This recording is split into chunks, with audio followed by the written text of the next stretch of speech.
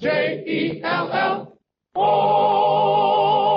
The Jell-o program, starring Jack Benny with Mary Livingston, Phil Harris, Kenny Baker, and yours truly, Don Wilson. The orchestra opens the program with This Is It.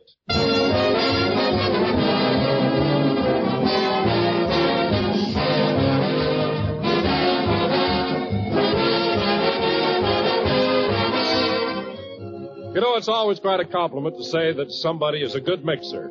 Well, that's just what Jell-o is, for Jell-o combines perfectly with every sort of fresh and canned fruit, and that's a swell idea for right now to brighten up wintertime menus. Perhaps a game mold of orange Jell-o with canned apricots inside. Maybe rich red strawberry Jell-o combined with sliced fresh oranges. Or delicious cherry Jell-o arranged in shining layers with sliced bananas and canned cherries. There are dozens of combinations to choose from, and they're all grand. For Jell-o brings you that wonderful extra-rich fruit flavor, so tempting and good it rivals the taste of the real ripe fruit. And Jell-o's clear, glowing colors look so lovely with the fruits held shimmering inside. So give your family some of these delicious Jell-o combinations soon. But be sure to make them with genuine Jell-o if you want to enjoy Jell-o's extra-rich fruit flavor. Look for the big red letters on the box. They spell Jell-o.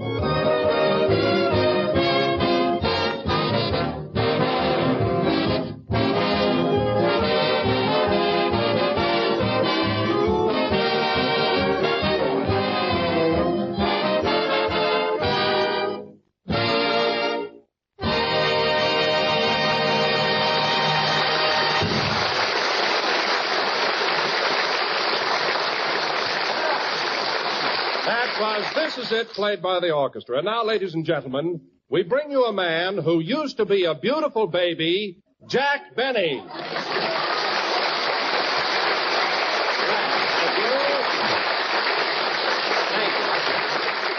Thank you. Jell-o again. This is Jack Benny talking. And, Don, I like that beautiful baby introduction. Was that just a lucky guess, or did you have authentic information? Well, Jack, when I was over to your house for dinner the other night, I took a peek at that old family album of yours. Oh, Don. And I must say you were a gorgeous infant.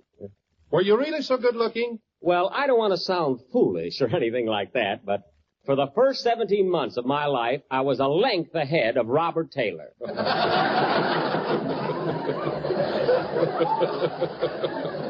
In fact, I won 4 blue diapers. I can imagine. And you know, Jack, one thing that impressed me very much about your baby pictures, you were always laughing and giggling. What made you so happy? Well, Don, my nurse used to slap me a lot. Say, I bet you were quite a healthy-looking kid yourself, weren't you? Well, Jack, Yeah, I can just see you as a baby, Don, bouncing your mother on your knee. Yeah. Well, anyway, I'd like to be a baby again. Gee, I really shouldn't keep talking like this, but, I was about the cutest little Dickens in Waukegan. In fact, people from all around used to come to my father's meat market just to see me. Meat market? Why, I thought your father ran a clothing store. Well, Don, it was a combination meat market and clothing store, On Saturdays, we used to have a special. A pound of hamburger with 2 pair of pants. Oh, it went over very big. Say, that's quite a novelty. A combination meat market and clothing store. Yeah, we used to sell legs of lamb with garters on them. Oh, those were the days, believe me. I remember one time when I was only... Hello, Jack. What are you talking about? Me? Oh, that again. See you later. Mary, come back here. It's not my fault. Don just happened to mention that he saw my family album and that I was a beautiful child. You beautiful? Yes, I was. Not only that, I developed very quickly. Why, when I was only 3 months old, I had 4 lovely teeth. Well, you're right back where you started from.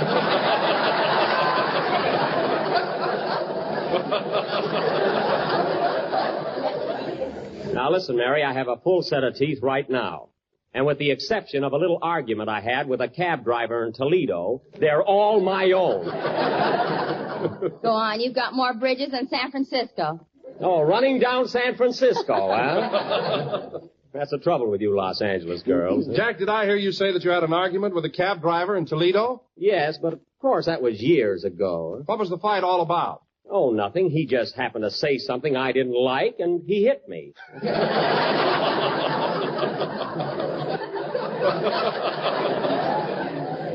Otherwise, Toledo was lovely. Say, Don, when you were looking through that album, did you see the picture of Jack's uncle on the big white horse? Yes, I did. That was my Uncle Beaumont. There you go. And did you see the tree in back with the rope dangling from it and that big crowd of men standing around? Mary, my uncle didn't steal that horse. That was just a scene from a Western movie he was making called The Code of the West. It wasn't a real hanging. What are you laughing at? Just the same. He never saw the preview. He did, too, and he was a fine actor. Say, Jack. Oh, hello, Kenny. I didn't see you. Well, I was around here. I heard you telling everybody what a beautiful baby you were. Well, Don brought up the subject. I'd have never mentioned it. Have you got any cute baby pictures, Kenny? None where I'm facing the camera.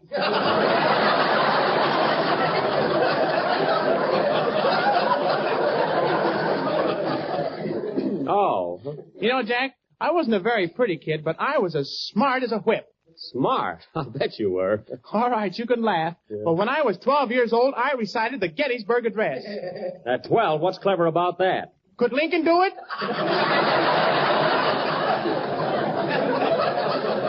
All right, Kenny, we won't go into that. But if you were so smart at the age of 12, I'd like to know what happened to you in the meantime. So would I.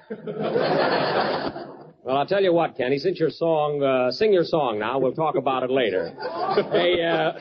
Hey, Don, where's Phil? Oh, he's around here somewhere. By the way, Jack, I don't know whether I ought to tell you this or not, but Phil's pretty sore about that crack you made last Sunday. What crack? Oh, you know, when you told him that if he didn't like it here, he could go out and get his own program. Oh, well, gee, Don, I was only kidding. I didn't mean anything by it. Well, Phil took it pretty seriously, and he said he's going to leave. Leave me? Why, I made the guy. Gee, when I picked him up, he was demonstrating curlers in a drugstore window.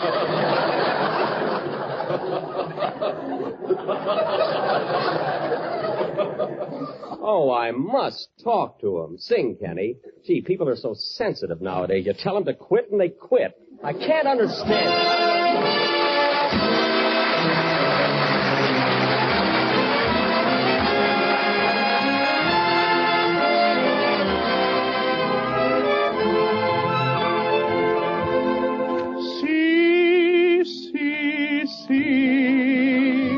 Hear a love song for a penny.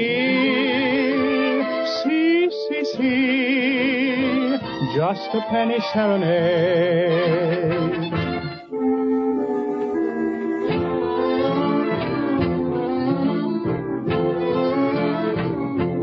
Once I strayed 'neath the window of a lovely, lovely lady, and she smiled while I softly played a penny serenade.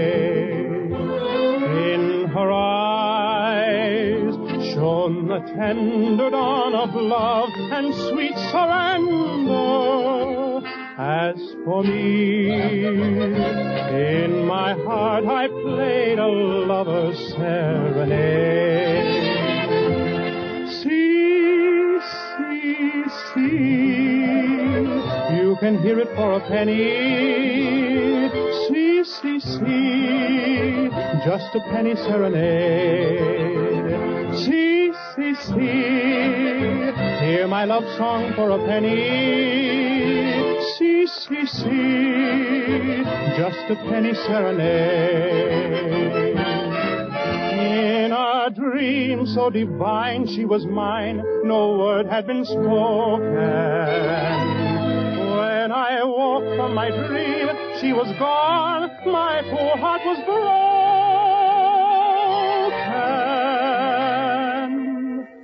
Still I pray that wherever she may be, she will remember.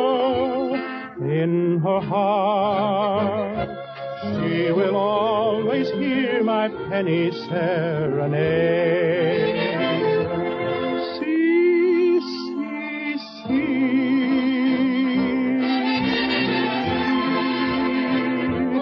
See, see, see.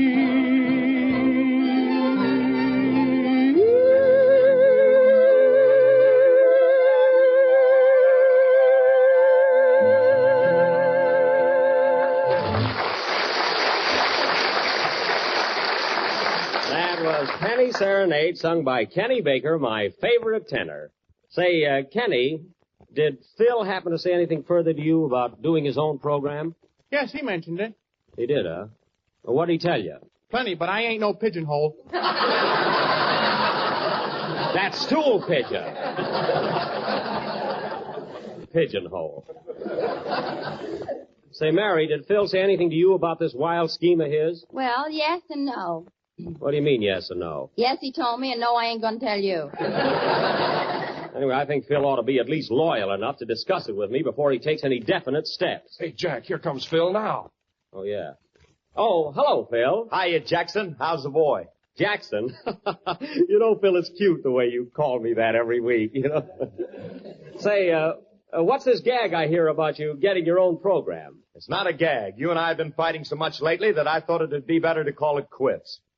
Oh, that's silly. Silly nothing. You're just tough to get along with, and that's all. Who, me? Yes, you. You're always flying off the handle. I am not. I'm sweet and lovable. And you're always yelling and shouting at me. Shouting at you? And you're always losing your temper. Why, you baggy-eyed ingrate, I never lose my temper, and you know it.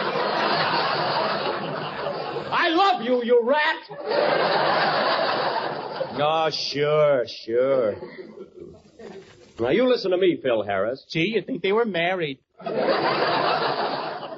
Keep out of this, Kenny. Let's forget it, Jack. You're just tough to work for, and that's that. Oh, I'm tough to work for. Did you hear that, Mary? You think I was a regular Simon Legree. All you need is a whip. I wasn't talking to you. Now, look, Phil. Look, I'm not begging you to stay on this program. And get up off your knees.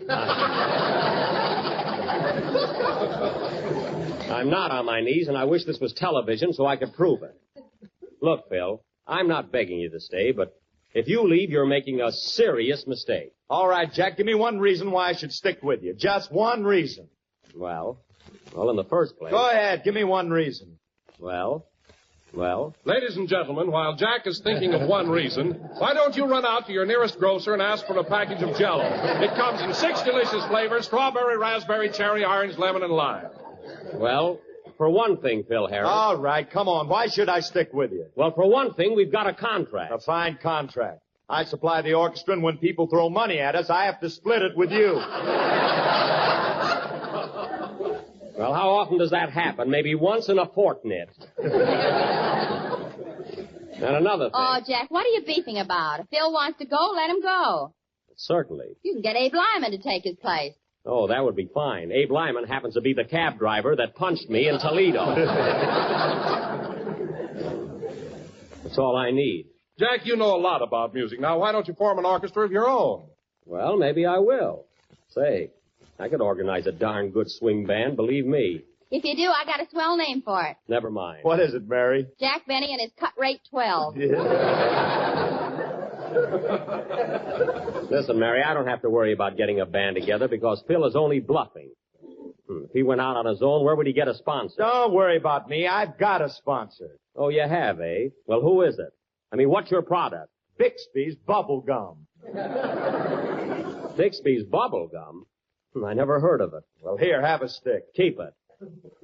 Bubble gum. That's not the only offer I had. I could have gone on the air for Macmillan's Corn Plasters. Corn plasters? Yes, corn plasters. Well, that would be more your style. Half the time you're corny and the other half you're plaster.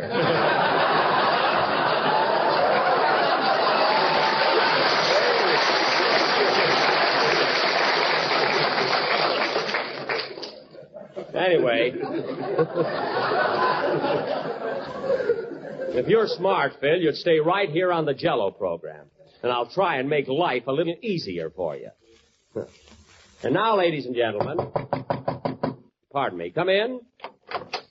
Well, the mayor of Van Nuys. Hello, Andy. Hiya, Buck.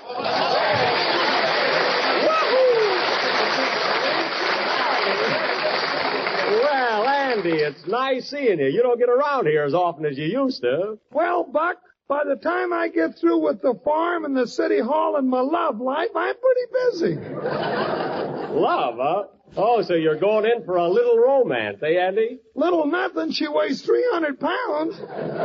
300 pounds? Well, you never told me about her before. Say, she ought to make a nice wife for Andy, huh, Mary? Yeah, he can hitch her to the plow. Well, Andy, tell me, you're going to get married? Well, that's the reason I came down here, Buck. I'd like to ask your advice.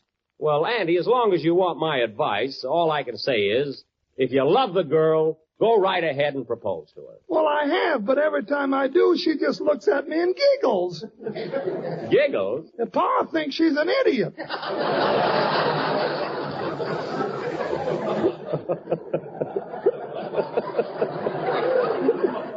Oh, what does your ma think? Ma says Pa's a fine one to talk.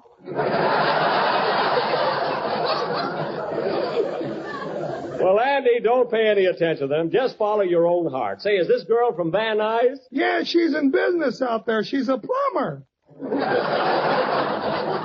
Oh, a lady plumber. Well, 300 pounds. Say, Andy, how do you manage to hold her on your lap? Well, my hired man sits alongside of me. Well, Andy, all I can say is don't let anybody interfere with your happiness. If you love the girl, marry her. And I wish you a lot of luck. Thanks, Buck. I feel better now. That's good. Hey, Andy, stick around, will you? I'd like to talk to you after the program. Well, what about Phil? Well, it's a business proposition, and I don't want to discuss it in front of Jack. Now, Phil, you've got a number to play, so spit out your bubble gum and go to work.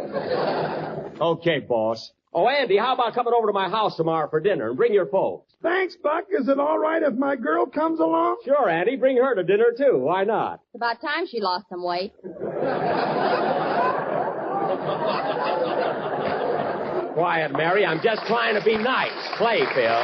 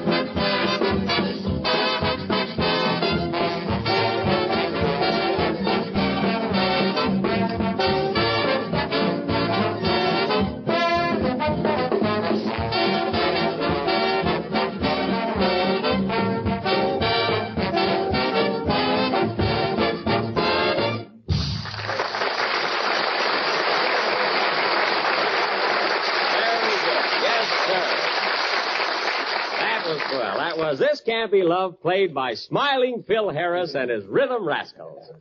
And Phil, that's what I call real class. You know, that number had so much life and brilliance to it. Thanks, but I'm leaving just the same.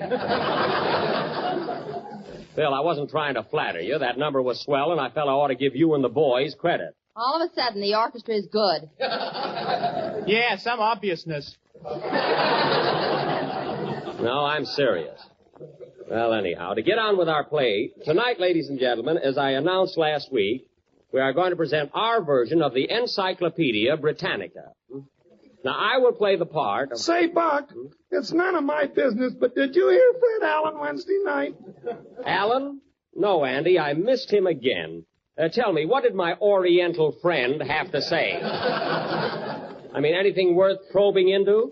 Oh, he hopped all over you, Buck. Yeah? He said he's going to push your spine so far down your pants you're going to walk like a tripod.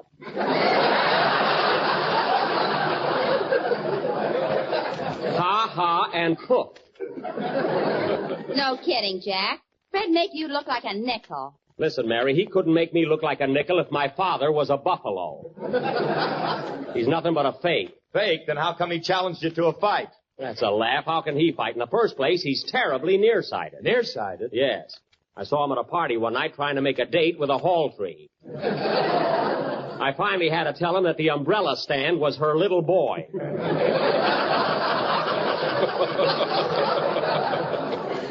That guy. No kidding, Jack. Are Alan's eyes really that bad? Bad, Don. To him, Hedy Lamarr is just a gorgeous blur.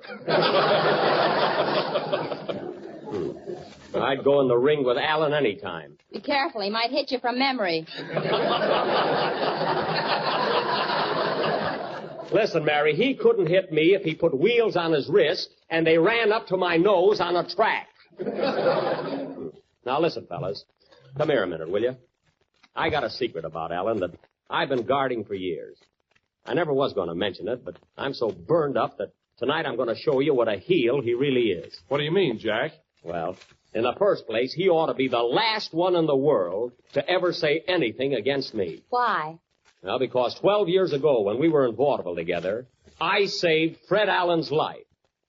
That's why. You saved his life? Yes. Now, let's forget it.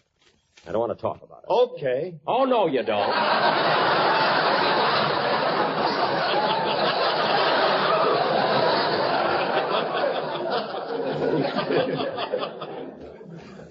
It was 12 years ago in Altoona, Pennsylvania.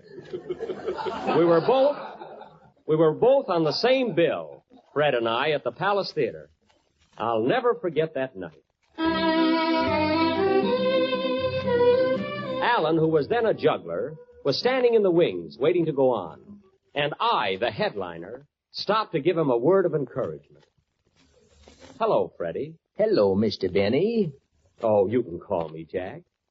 What's the matter? You seem a little nervous tonight, Freddie. Well, gee, Mr. Benny, talking to a big star like you is quite a thrill for me. Oh, don't say that.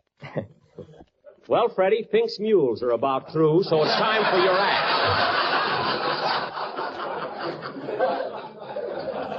So go out on the stage and juggle those clubs. Gee, I wish I was a great comedian like you. Well, why don't you try telling some gags while you're out there juggling? Oh, I can never think of anything clever to say. You see, folks? Well, keep plugging, Freddie. You might get there one of these days. They're ready for your act now. That was his theme song, folks. Chinatown. Get it? My first trick, ladies and gentlemen, will be juggling 3 Indian clubs at the same time. 3 clubs, some trick. There he goes, dropping him as usual. Darn it. We want Jack Benny. Yeah, bring on Benny. Altoona was one of my best towns, folks. Gee, Alan is nervous. And now for my next trick, ladies and gentlemen. I will juggle 3 Indian clubs and a cannonball at the same time. Cannonball? I never saw him do this one before. Say, that's pretty good. Oh! Good heavens! The cannonball dropped on Alan's foot. He's hurt badly. Ring down the curtain. Stand back, everybody. Give him air. What happened, mister? Can't you see he dropped a cannonball on his foot? Oh! Don't worry, Freddie. I'll take you to the hospital at once. And you're gonna be all right.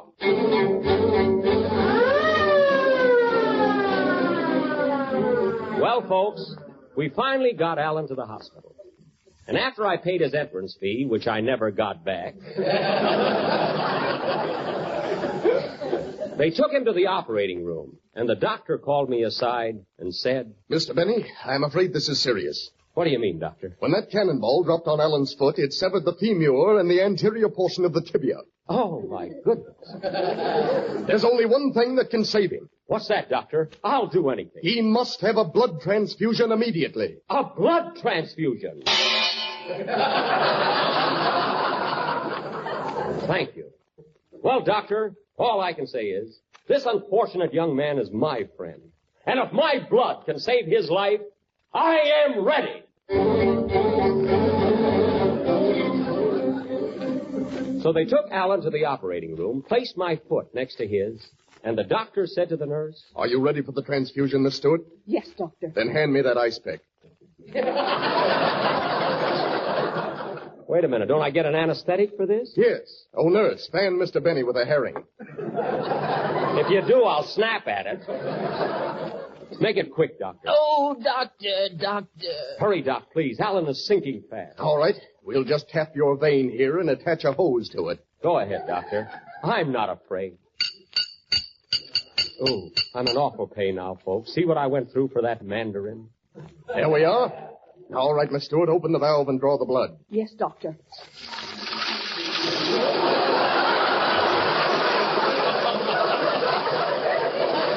My goodness.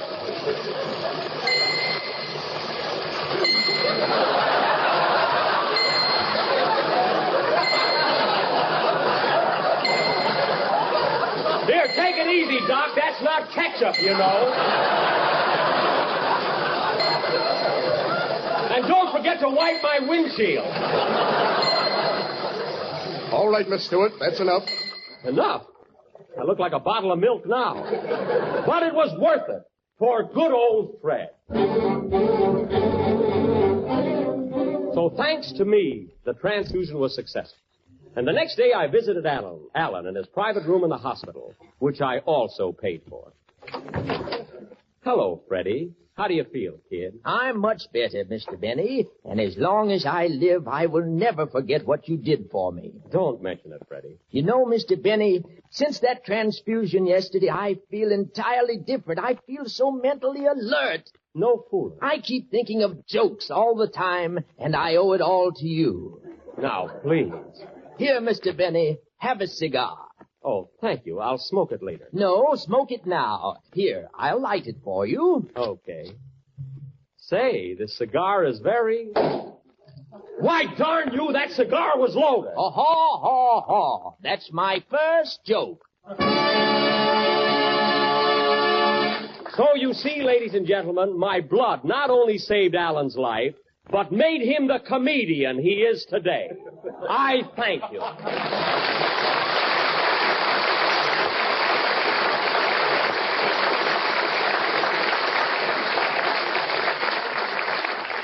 There you are, fellas. That little play shows what a heel Alan really is. Oh, Jack, I don't believe that big cannonball really fell on Alan's foot. Oh, you don't, eh? Well, for your information, young lady, he still buys his shoes from the same store as Donald Duck. Play, Phil. Ease, speed, and mouth-watering goodness combined in one delicious new dessert. You'll want to try it and try it soon. Jell-o chocolate pudding with that old-time homemade goodness. Yes, sir, it's every bit as good as the kind that Mother used to make. Rich, smooth as satin, and real chocolatey. Full-flavored and tempting with a grand appetizing color and a marvelous taste. For Jell-o chocolate pudding is made with the fine, wholesome ingredients, the kind you'd use yourself right in your own kitchen. You'll enjoy every creamy spoonful, and you'll enjoy the other two flavors just as much. Jell-o butterscotch pudding and Jell-o vanilla pudding. For all three new Jell-o puddings are smooth and rich-tasting and delicious. And all three are easy to make. You'll find the simple directions on every package, and the handiest way to buy is 3 packages at a time. So ask your grocer tomorrow for Jell-o chocolate, butterscotch, and vanilla pudding. The real homemade kind. This is the last number of the 17th program in the new Jell-o series, and we will be with you again next Sunday night at the same time. And don't forget, folks, if you have not already done so, you can help fight infantile paralysis by joining the March of Dimes.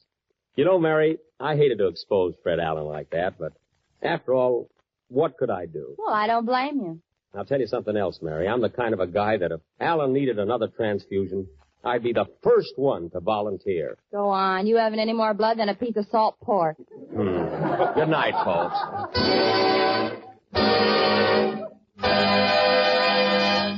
J-E-L-L-O. Kenny Baker appears on the Jell-o program through courtesy of Mervyn LeRoy Productions. This is the National Broadcasting Company.